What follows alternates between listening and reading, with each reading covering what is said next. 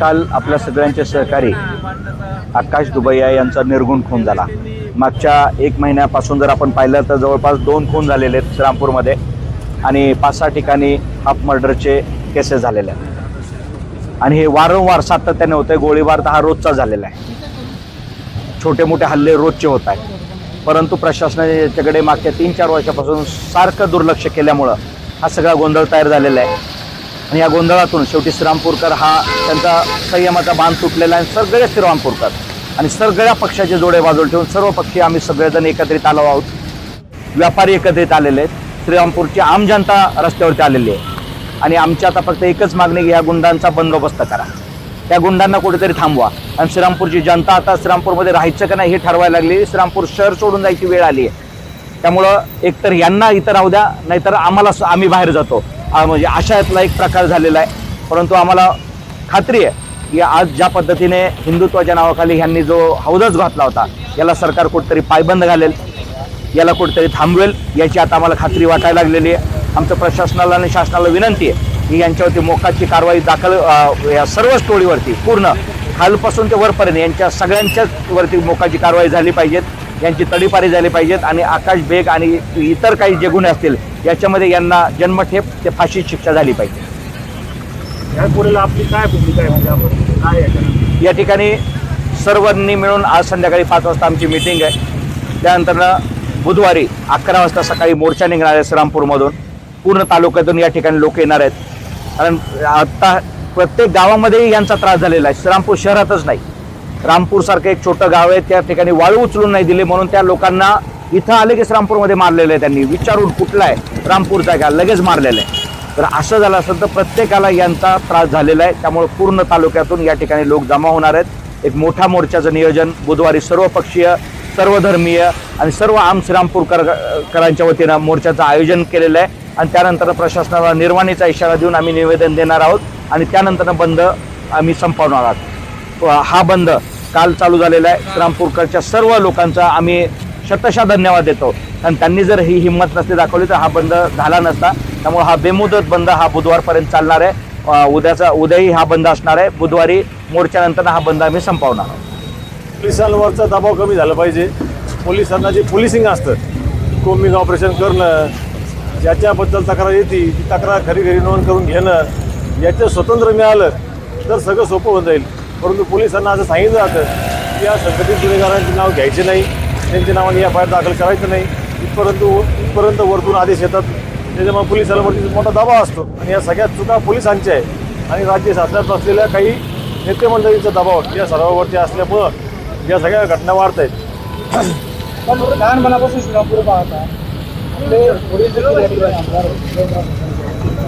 इतर लोक काय वाटतात त्यावेळेस आता काय बदल वाटतं? कोणताही राजकीय पक्ष जरी सत्तेत आला त्यावेळेस काँग्रेसचं सरसगट वरपासून खालपर्यंत सरकार होतं, म्हणून एक छोट्या गोष्टीची जेव्हा तक्रार झाली तेव्हा स्वर्गीय सत्रे साहेबांवर सुद्धा गुन्हा दाखल झाला होता। म्हणजे ते आमदार होते, शिर्डी संस्थांचे अध्यक्ष होते, परंतु कायदा त्यांच्यापेक्षाही मोठा होता आणि जेव्हा माणूस पोलीस स्टेशनला जात होता त्यावेळेस ते आमदारावर सुद्धा गुन्हा दाखल करत होते। इथपर्यंत कायद्याची मोकळीक आणि कायद्याला स्वतंत्र होतं। त्यावेळेस वरतून पोलिसांना फोन येत नव्हते, हे स्वतंत्र आज हिरावून गेलेलं आहे। पोलिसांना त्यांची स्वतंत्र संपलेलं आहे, ते स्वतंत्र दिलं तर 2 तासामध्ये सगळं काम होतं। आता काय भूमिका असणार आहे? त्याला सर्व गावकरी मंडळांनी, सर्व पक्ष आणि सर्व संघटनेच्या लोकांनी मिळून जो आता गाव बंद करण्याचा जो निर्णय घेतलेला आहे त्याच्यावरती आम्ही ठाम आहोत आणि आम्ही बुधवारी मोर्चाचं आयोजन करतोय। त्यासाठी परत प्रमुख काही माणसं बसून बारकाईंनी कसं नियोजन करता येईल, त्याच्यामध्ये जास्तीत जास्त लोक कधी सहभागी होतील यासाठी आम्ही प्रयत्न करणार आहोत। 2 दिवसापासून गाव बंद आहे, चाकर उचलेले आहे, अर्थकारण थांबलेलं आहे, कसं बघता एक नगराध्यक्ष म्हणून काय जबाबदारी? नाही, लोकांचीच मागणी आहे, सगळी व्यापाऱ्यांचीच मागणी आहे। अनेक डॉक्टर लोकांना खंडणी मागितलेली आहे, अनेक व्यापाऱ्यांकडून पैसे घेतले गेलेले आहेत, त्यांना ब्लॅकमेल केलं गेलं आहे। त्याच्यामुळं व्यापाऱ्यांची आणि सर्व डॉक्टर असतील, सगळ्या प्रोफेशनलचे सगळे लोक असतील, त्या सर्वांची मागणी आहे। त्याच्यामुळे त्यांनी सुद्धा उत्स्फूर्त असा प्रतिसाद दिलेला आहे। आम्ही कुणावरती बळजबरी केलेली नाही। कधीपर्यंत सुरू राहील? आमची अपेक्षा आहे की त्यांच्यावरती मोक्याची कारवाई झाली पाहिजे। काल जरी SP साहेबांनी लिहून दिला असला तरी अजूनही तो काही गुन्हा दाखल झालेला नाही किंवा त्याचा प्रस्ताव गेलेला नाही, तो गेला तर आम्ही थांबायला तयार आहे। परंतु एका व्यक्तीचा या ठिकाणी खून झाला आहे, किरकोळ कारण आहे, किरकोळ कारण या ठिकाणी म्हणजे किती ते कशामुळे घडलं त्याची पार्श्वभूमी 4-5 वर्षापासूनची आहे की या संघटित गुन्हेगारांना वरतून एवढं हवं आहे की ते लोकांना सांगतात की तुम्ही कोणीच आमचं वाकडं करू शकत नाही. पोलीस स्टेशनला गेल्यानंतर त्यांच्या नावाने फिर्याद घेतली जात नाही. पोलीसच सांगतात कशाला या भानगडीत पडता. पोलीस त्यांचे 40% पोलीस त्यांची खबरी म्हणून काम करतात आणि त्याच्यामुळे सर्वसामान्य माणसाला पोलिसाचा आधार वाटत नाही, तेव्हा लोक पोलीस स्टेशन जात नाही. या ठिकाणी काल श्रीरामपूर शहरामध्ये श्रीरामपूर शहर बंद होतं. आकाश दुबे याचा जो निर्गुण खून झाला या खुनाच्या निषेधार्थ कालपासून बेमुदत आंदोलन या ठिकाणी चालू आहे. या श्रीरामपूर शहराची आजचं वास्तव असं आहे की हिंदू गुंडांपासून हिंदू समाजाची सुरक्षा होण्याची गरज आहे. यासाठी या ठिकाणी हे आंदोलन या ठिकाणी चालू आहे. या श्रीरामपूर शहर आणि तालुक्यामध्ये काही आउटसाइडर एलिमेंट्स आहेत आणि त्यांनी हिंदुत्वाचा एक प्रयोग करायचं ठरवलं वेगळ्या पद्धतीचा. परंतु त्यामधून एक हिंदुत्वाचं व्यापारीकरण होऊन हिंदुत्वादी गुंड तयार झाले आणि या गुंडांचा हिंदू समाजालाच फार मोठ्या प्रमाणावर त्रास निर्माण झाला. हिंदू समाजाच्याच मुली पळून नेल्या जात आहेत. हिंदू समाजाच्या मुलींवर अत्याचार होतो. हिंदू समाजाच्या मुलींची छेडछाड केली जाते. या ठिकाणी श्रीरामपूर शहरामध्ये मोठ्या प्रमाणावर गुन्हेगारी फोफावलेली आहे. मोठ्या प्रमाणावर अवैध धंदे आहेत. या श्रीरामपूर शहरामध्ये 10 कोटीचं ड्रग्ज सापडतं. या ड्रग्जचा मुळापर्यंत तपासच जात नाही. मेट्रोफिनची इंजेक्शन्स, नशेची इंजेक्शन्स विकली जातात. एक तरुण पिढी श्रीरामपुरातली पूर्णपणे इंजेक्शन आणि ड्रगनी बर्बाद झालेली आहे. याचे गुन्हे दाखल होतात परंतु त्याच्या मुळापर्यंत या ठिकाणी मुळापर्यंत जात नाहीये तपास आणि पोलीस पूर्णपणे निष्क्रिय आहे. पोलीस फक्त क्लिरिकल यंत्रणा या ठिकाणी राबवते. पोलिसांची श्रीरामपूर शहरामध्ये दहशत नाही आणि म्हणून पोलिसांच्या विरोधामध्ये आणि या गुंडांवर कारवाई व्हावी या मागणीकरता, मोकाची कारवाई व्हावी या मागणीकरता खऱ्या अर्थानं हे बेमुदत आंदोलन आहे. या दृष्टीने हिंदू समाजाला, साऱ्या श्रीरामपूर शहराला न्याय मिळाला पाहिजे अशी या आंदोलनाची मागणी आहे. एक महिला म्हणून माझी भूमिका अशी आहे की ह्या आकावरती मोका झाला पाहिजे, सराईत गुन्हेगारी थांबली पाहिजे आणि प्रशासनाने याच्यावरती कडक कारवाई केली पाहिजे हीच विनंती. नेमकं श्रीरामपूरमध्ये आज आपण हे केलं तर महिला सुरक्षित नाहीये, नेमकं काय कारण आहे? भीतीचं वातावरण आहे महिलांमध्ये, मुलींमध्ये. मुली कुठं बाहेर जात नाही, महिला कुठं बाहेर जात नाही. भीतीचं वातावरण आहे. आधी असं घाबरायचे की टोपीवाल्यापासून भीती आहे, आता भगव्या उपरण्यावाल्यापासून भीती झालेली निर्माण. तर कुठंतरी ते थांबलं पाहिजे आणि ह्याची दखल वरती घेतल्या जाणार हे 100%. आपण आज बघितलं श्रीरामपूरमध्ये कोट्याचा उलाढाल होत असतो. आज कुठं गेल्या 2 दिवसापासून ते ठप्प आहे. प्रशासन जागं होणार आहे या गोष्टीला आणि आपल्याला साथ देणार. श्रीरामपूरमध्ये ही जी हत्या झाली ही अत्यंत दुर्दैवी आणि वाईट स्वरूपाची आहे. मी बऱ्याच दिवसापासून बघतो हे श्रीरामपुरामध्ये कायदा आणि सुव्यवस्था पूर्ण बिघडलेली आहे.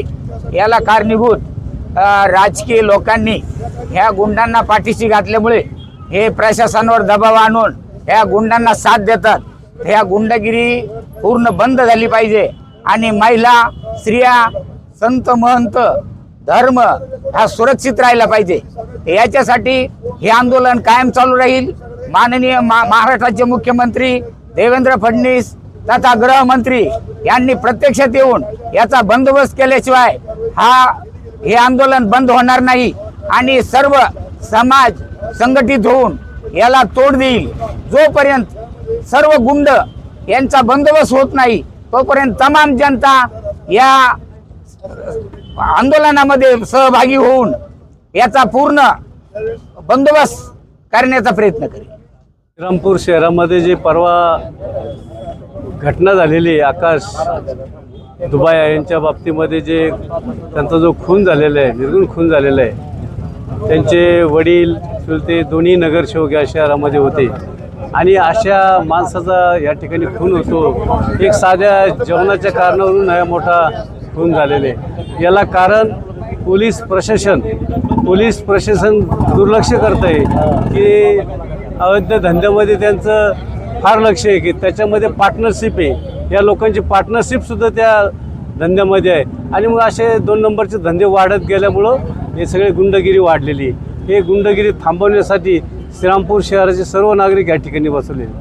खऱ्या अर्थाने श्रीरामपूर हे सगळं नवीन आहे, सगळे जाती धर्माचे लोक या ठिकाणी आहे, असं काही नाही, सर्व जाती धर्माचे लोक या ठिकाणी. आणि अशा बाबतीमध्ये जर घडत असेल तर अतिशय दुर्दैवाची गोष्ट आहे. आणि म्हणून पुढील सगळ्या गोष्टी थांबल्या पाहिजे, यासाठी आम्ही राज्याचे मुख्यमंत्री असेल, पालकमंत्री असेल किंवा आमचे विरोधी शिवसेनेचे नेते असतील, एकनाथरावजी शिंदेसाहेब, या सर्व लोकांना आम्ही भेटून या श्रीरामपूर शहरामध्ये शांतता कशी लाभेल अशा दृष्टीने प्रशासनाला त्यांना आदेश द्यायला आलो आम्ही.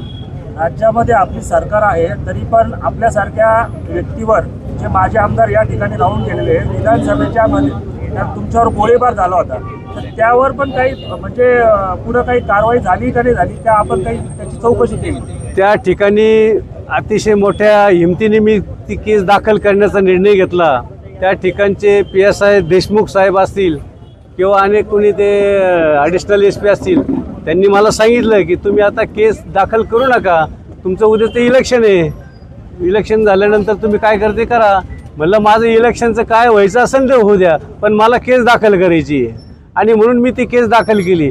परंतु त्या केस दाखल केल्यानंतर त्यांनी आरोपी माझ्यासमोर आणले, पण ते आरोपी मला योग्य वाटले नाही. मला ते माहीत नाही की हे आरोपीच आहे म्हणून असं मला वाटले, कारण जे होते ते खरे आरोपी त्यांनी दाखवले नाही. आणि म्हणून मी सांगितलं की ते आरोपी नाही आहे. आणि माझा पाठपुरावा चालू आहे. आमदार साहेबांनी विधानसभेमध्ये तो अतिशय मोठा प्रश्न त्या ठिकाणी त्यांनी मांडण्याचा प्रयत्न केलेला आहे, परंतु त्यालाही त्यांनी केराची टोपली दाखवली पोलीस लोकांनी की या ठिकाणी असं काही घडलं नाही. अशा पद्धतीने पोलीस डिपार्टमेंटचं काम आहे. आणि माझ्यासारखा गेल्या 40 वर्ष या श्रीरामपूर नगरपालिकेमध्ये नगरसेवक म्हणून काम करतो, 2 वेळेस आमदार म्हणून काम करतो. मला असे छुट्टे गोष्टीचं खोटं बोलायचं कारण काय? मला काही गरज नव्हती खोटी बोलायचं. आणि जर मी त्या ठिकाणी गेलो असतो तर मग काय झालं असतं? माझी गोळी ती अतिशय 2 फुटावरून ती गोळी गेलेली. मुरकुटे साहेबांच्या कारखान्यावरती आम्ही जाण्याचा प्रयत्न केला आतमध्ये, परंतु एक अर्धं गेट बंद असल्या कारणाने आम्हाला मध्ये जाता नाही आलं. आणि म्हणून आम्ही गाडी रिव्हर्स घेत असताना आमच्यावर गोळीबार झाला. आणि म्हणून ती गोळी पाटत गेली का कुठे गेली माहीत नाही. आणि अशा पद्धतीने हे पोलीस लोकांचा तपास असतो. आता जे आपण आता या ठिकाणी सांगितलं की आपल्या बाबतीमध्ये अशी जी घटना घडली, तर आता या ज्या प्रकरणाचा तपास हा खरंच योग्य मार्गाने चालेल का? आता योग्य चालवायचं का नाही चालायचं हे प्रशासकांनी राजकीय लोकांच्या हातात आहे, दोघांच्या हातात या. निवड प्रशासनाला आपण जबाबदार धरून चालत नाही, राजकीय पण याच्यामध्ये जबाबदारी असते. राजकीय जे नेते त्यांनी पण ठरवलं पाहिजे का खरं आहे का खोटं आहे, हे तिथपर्यंत त्यांनी पण गेलं पाहिजे. आता आम्ही किती जरी प्रयत्न केला तर हे सगळं जर त्याला निर्णय द्यायचा असेल तर तेच देऊ शकतात. या ठिकाणी आरोपींना कठोर कारवाई झाली पाहिजे, मोका अंतर्गत झाली पाहिजे. या ठिकाणी जे श्रीरामपूर पूर्व शांतता होता अशीच परिस्थिती निर्माण करायची असेल तर श्रीरामपूर तालुक्यामध्ये सर्व 2 नंबरचे धंदे बंद केले पाहिजे. ते बंद करण्याच्या संदर्भात मी पालकमंत्री असेल, मुख्यमंत्री असेल, उपमुख्यमंत्री असेल त्यांच्यावर पोलिसांना सक्त आदेश देऊन या ठिकाणी कारवाई करून ते बंद केले पाहिजे. काय आपली भूमिका राहणार आहे? या ठिकाणी कायदा आणि सुव्यवस्था सुरळीत राहण्यासाठी प्रशासनाने संतोष कारवाईच्या संदर्भात आम्ही शासनाकडे पाठपुरावा करतो. शासनाचं काम आहे कायदा आणि सुव्यवस्था राखणे, to maintain the law and order. आणि शासन म्हणजे कोणी कायदा आणि सुव्यवस्था पाळत नसेल त्याला शिक्षा करणं, त्याला शासन करणं हे शासनाचं काम आहे. मग जर असताना गुन्हेगारी च्या माध्यमातून जर समाजाला विठी धरत कोणी असेल तर त्याची कारवाई करायची जबाबदारी कोणावरती आहे? की त्याची कार्यवाही करायची जबाबदारी पोलिसावरती आहे. पोलीस खातं कशासाठी आहे? हे त्यांचं कामच आहे. आणि म्हणून पोलिसांकडं सारी माहिती असते, कोण गुन्हेगार आहे, कोणी किती गुन्हे केले आहेत याची सारा रेकॉर्ड असतं, सारी नोंद असते. तेव्हा शासनाने कायदा केला. जर अशा प्रसंगी जर शासनाला कठोर कारवाई करायची असेल त्याला मकोका कायदा आहे, मोका मग संघटित गुन्हेगारी जर एवढी फोफल असेल तर पोलीस खात्याने मोका अंतर्गत त्या संबंधितावरती कारवाई केली पाहिजे. संघटित ते गुन्हेगार आहेत. मोका कायदा संघटित गुन्हेगारीला लागू होतो आणि म्हणून त्या ठिकाणी शासनाने ही जर कारवाई केली हे सर्व थांबून जाईल. यासाठी तालुक्याला मामलदार आहेत, प्रांत आहेत, त्यांच्याकडे काही अधिकार आहे ना की बाबा हे चुकीचं काम करत असलं मोठा गुन्हेगार असेल त्याला ते तडीपार करू शकतात.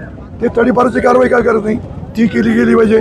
नंतर जिल्ह्याला कलेक्टर आहे, जिल्ह्याला SP आहे, यांचं काम नाही का जिल्हा आढावा घ्यायचा आणि त्याप्रमाणे चुकीचं असेल तर संबंधित अधिकाऱ्याला त्याप्रमाणे आदेश द्यायचे किंवा तो जर काम करत असेल त्याची बंदी करेल. आणि पालकमंत्री कशासाठी असतो, पालकाचं काम आहे की जिल्ह्यामध्ये कुठे चुकीचं चालू असेल त्यांचं ते त्या लोकांना मदत करणे. बघ पालकमंत्री काय करतात आणि चांगले अधिकारी नसेल ते बंधून टाकायचे, नवीन चांगले अधिकारी आणायचे. हे पालकमंत्र्याचं काम आहे. त्यांनी सुद्धा जबाबदारी घेतली पाहिजे आणि त्याप्रमाणे जर या सर्वांनी जबाबदारी घेतली या तालुक्यातलं या जिल्ह्यातलं जे गुंडगिरी आहे ती संपूर्णपणे संपल्याशिवाय राहणार नाही.